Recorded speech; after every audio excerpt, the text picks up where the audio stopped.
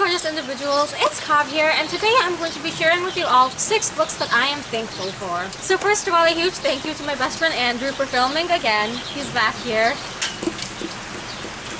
And essentially, I know that Thanksgiving is a holiday that sucks because of what it is based on, so this is not necessarily a Thanksgiving-centric video. It is a video basically about the holiday season and the spirit of positivity and thanks that comes with it that I'm a big fan of, and because of that, I thought that this would be a good time to share some books that I'm thankful for and put a more positive spin on a not-so-positive holiday. For the record, it is raining outside, so I'm sorry if it's loud by any means, but I will have captions included in this video in case you're having trouble hearing. And I think that's all for the intro, so let's just jump right into the video.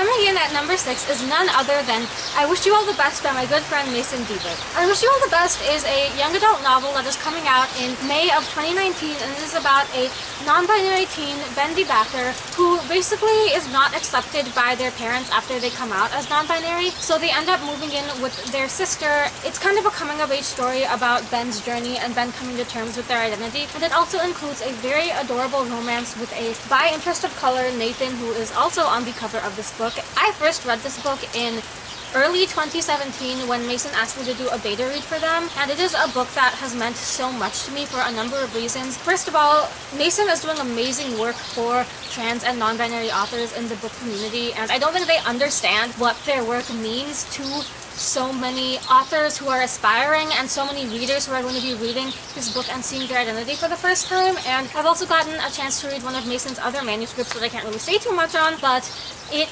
is just as moving and groundbreaking as I Wish You All the Best, and I think that that is something so huge, and I'm just so proud of Mason as someone who has been a part of their process in creating this book to actually hold it in my hands after I read a Google Doc version of it in 2017 and got to send them an email with all my thoughts. To see it as a book that is going to be published is just huge, and I'm so proud of them, and I'm so proud of what they are doing for the community and for trans and non-binary authors and readers who are going to be seeing themselves in this work for the first time and who are going to have the courage to write their own stories. I think that is something so incredible, and I think that this is a book that is truly, truly groundbreaking, as Becky Albertalli herself says on the cover, which she blurbed. So this is incredibly amazing. I'm so excited for it to come out, and it's one that I highly recommend everyone put on their TBR for 2019. And now at number 5 is Simon vs. the Homo Sapiens Agenda by the very same Becky Albertalli. Simon vs. the Homo Sapiens Agenda is a book that has been the talk of the community for months now, but in case you've been living under a rock, Simon vs. the Homo Sapiens Agenda is a story about Simon Spear, who is a closeted gay teen who essentially engages in an email exchange with a fellow closeted gay teen, and the emails fall into the hands of the wrong person, who basically blackmails Simon to get him to help him with the girl he likes in exchange for keeping his emails quiet. And this is a coming-of-age story about queerness and about Simon's life story and Simon's journey as well. Like I Wish You All the Best, Simon vs. the Homo Sapiens Agenda is one that is incredibly groundbreaking because it is one of the first books about a gay teen that has gotten so much buzz in recent times, and it actually has a movie adaptation made of it, which it says right up here, Love, Simon, which again was a huge movie that was loved by not even just book readers but by just movie watchers and so many people. So this is a book that has done so much in terms of queer literature. Becky Albertalli is another author who is really paving the way for queer literature and literature about marginalized communities, and she does it in such a respectful way to people from the community, which I think is just so incredible. She really puts in the time and effort to get the representation right and to also construct a realistic teen story that features teens that feel like you and I. They feel like genuine teens, they feel like genuine people, and I think that that's another huge powerful thing about her work, because a lot of times if you're writing a teen story from an adult perspective, it can come off not really representative of what teens are like, but she does that so well, and she really writes his journey being gay and being young so authentically, and it has paved the way for so many other authors to do that and so many readers to see themselves in that light. And I think that it is a book that a lot of people are thankful for what it has done for the community and for the growth of literature in the future. And now at number 4, I have The Miseducation of Cameron Post by Emily M. Danforth, which If you follow me on any social media, you have heard me raving about this for months now. The Miseducation of Cameron Post is also a book that was recently turned into a movie in August, but it did not have as widespread a release as Love, Simon, unfortunately, but I did have the opportunity to see it, and I absolutely loved it with my whole entire heart. But you might be wondering what this book is about. The Miseducation of Cameron Post is a coming-of-age story about a lesbian girl named Cameron Post. The first half of this book really takes you on her journey coming to terms with being a lesbian, discovering her identity, and the second half of the book is when her identity is outed, because this takes place in, I think, the 1970s or 80s in a rural town, so it is not a time when being a lesbian is accepted and being anything other than straight is accepted. So once her identity is outed and once people discover her identity, she is sent to conversion therapy and she's sent to a conversion camp. And the second half of the book takes you through that journey. And again, The Miseducation of Cameron Post is a book that has been groundbreaking for lesbian literature, because there are so few books that feature lesbian main characters, especially by gay authors. As a lesbian teen, this is the first book I read with someone of my identity. I read it soon after I came to terms with the fact that I myself am a lesbian, and I think that this is just a book that came in my life at the right time, because though I have not had as difficult a journey as Cameron and as people who have been forced to go through conversion therapy, and I would never claim to have that same experience, I have had my own difficulties in terms of queerness and in terms of coming to terms with my identity, and this book really came into my hands at the right time and taught me to accept my identity and taught me to love myself and love the fact that I love girls. And I think that it is so powerful for a variety of reasons, because it's just powerful for anyone who has not been accepted for who they are, and I think it teaches you that other people can be shitty and you just have to learn to live with that, despite the fact that it deals with such heartbreaking stuff. And obviously, if any of that is something that will trigger you, I don't recommend you read this book or watch the movie, because you should never put yourself in a situation where you're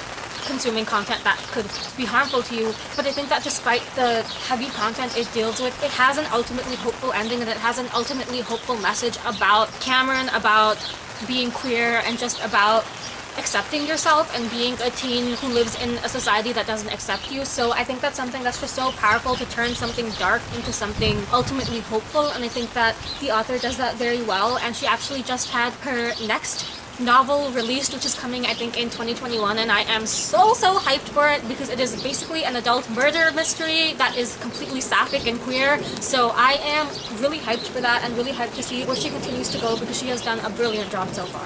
In third place, I have More Happy Than Not by Adam Silvera, which again, if you have followed me for any amount of time now, you should know that this book means the world and more to me. And like these other authors, Adam is someone who has done groundbreaking work in creating more space in our community for queer literature. More Happy Than Not is a story about a gay Puerto Rican teen, Aaron Sado, who basically doesn't know he's gay when the book starts, and he goes through a lot of pain and heartbreak in discovering that about himself. This is a book that means so much to me in a variety of ways, but again, this is a book that I want to give a trigger warning for, because it deals very heavily with themes of suicide and violence and just dark themes. This is not a book that is happy or easy to read by any means, and I don't want anyone to go in thinking it is. It definitely deals with triggering content, but again, Adam is someone who has done that in such an authentic way. Adam himself is gay and Puerto Rican, so that his own voice's representation, and his representation of suicide in this book is the one that has been the most authentic for me as someone who is a suicide attempt survivor, and that's why this book means so much to me. It is the only book that has ever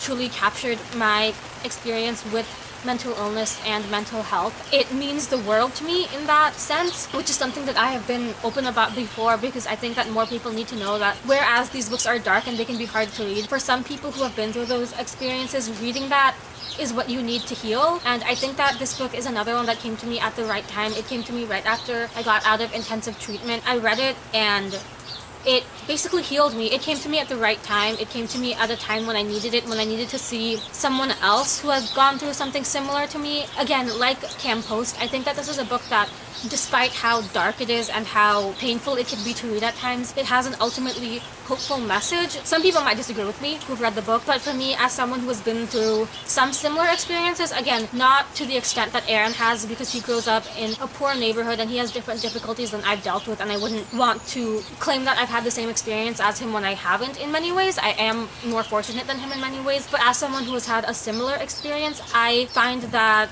the ending of this book is exactly what I needed, and I think the title just says it all, More Happy Than Not, and I think that that theme of happiness is one that's just so important to me in my life, and that has been such a big part of my life. And again, Adam Silvera is just doing amazing, groundbreaking work in terms of breeding a space for queer literature, for literature featuring queer people of color, for literature dealing with mental illness, which he has done in his other books, and they all mean so much to me, but this is the one that is closest to my heart.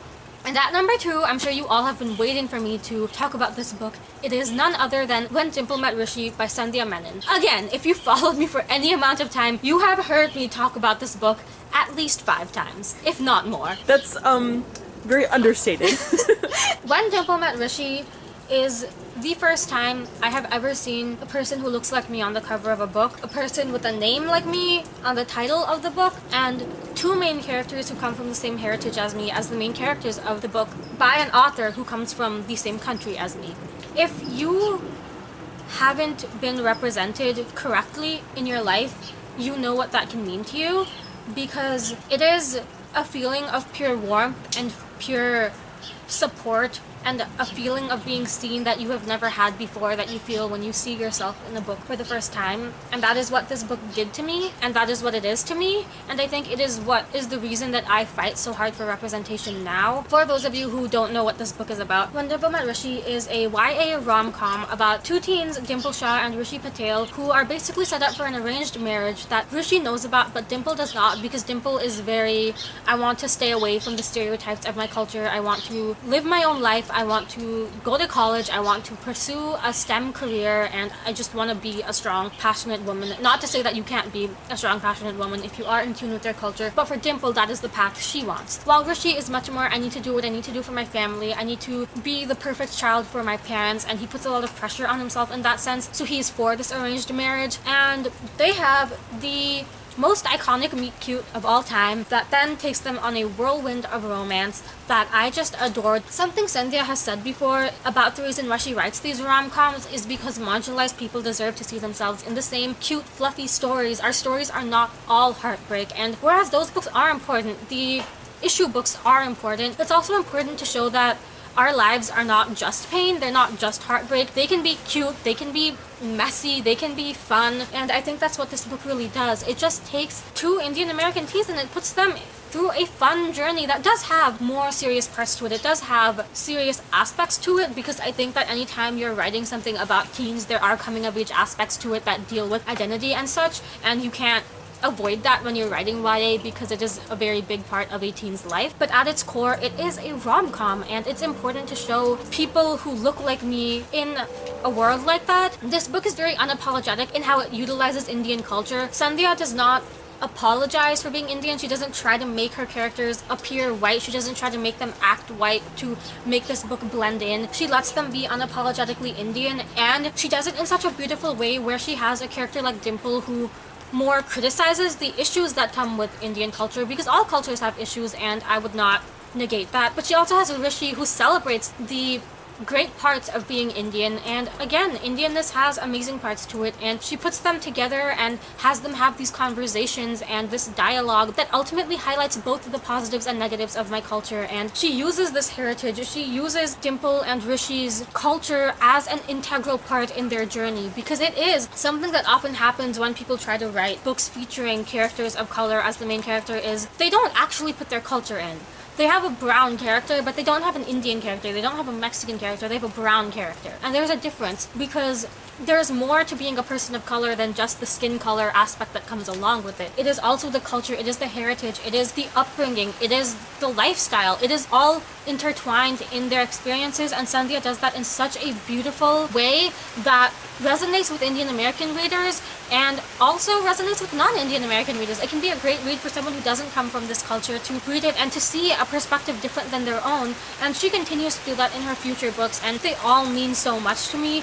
But When Dimple Met Rishi is the one that started it for me. It's the one that started why I'm fighting so hard for representation, because this is the book that taught me the power of representation. It is the first book where an author wrote something and said, I see you, and your story is important, and your story matters, and I would not be pursuing writing if it wasn't for authors like Sandhya who had paved the way for me going forward, because I would not have had the bravery. Growing up, I always wrote manuscripts with white main characters because I thought that's all the world wanted, and Sandhya showed me that that's not true, and I could never give her enough thanks for that. And now, at number 1, it is none other than the Shadowhunter Chronicles by the one and only Cassandra Clare. Again, if you know anything about me, it should not be a surprise that this is number 1.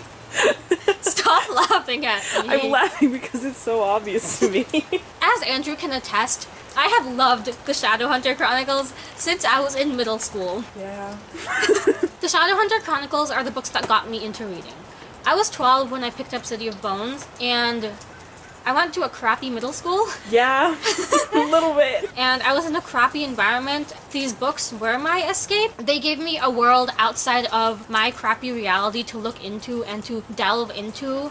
And that was the first time I had really seen the power of literature, because I had always loved reading. I come from a line of readers in my family, so reading has always been a part of my life, but Cassandra Clare showed me the power of reading. She showed me the power of entering a world that is different than your own as an escape, even if for only an hour or two. It is a powerful escape when everything around you is darkness. And I think this goes back to the fact that sometimes books really do come to you at the right time, because who knows if I had read this book 2 years later or 1 year earlier if it would have had the same impact on me, but the time I read it was the time I needed it. And because of that, these books are books that will stay with me forever. They are my favorite books in the world. They mean everything to me. They have changed my world. I discovered booktube because of City of Bones, and booktube is such a big part of my life, so that happened for me because I picked up this Cassandra Clare book, and so much of my path and my journey in life would not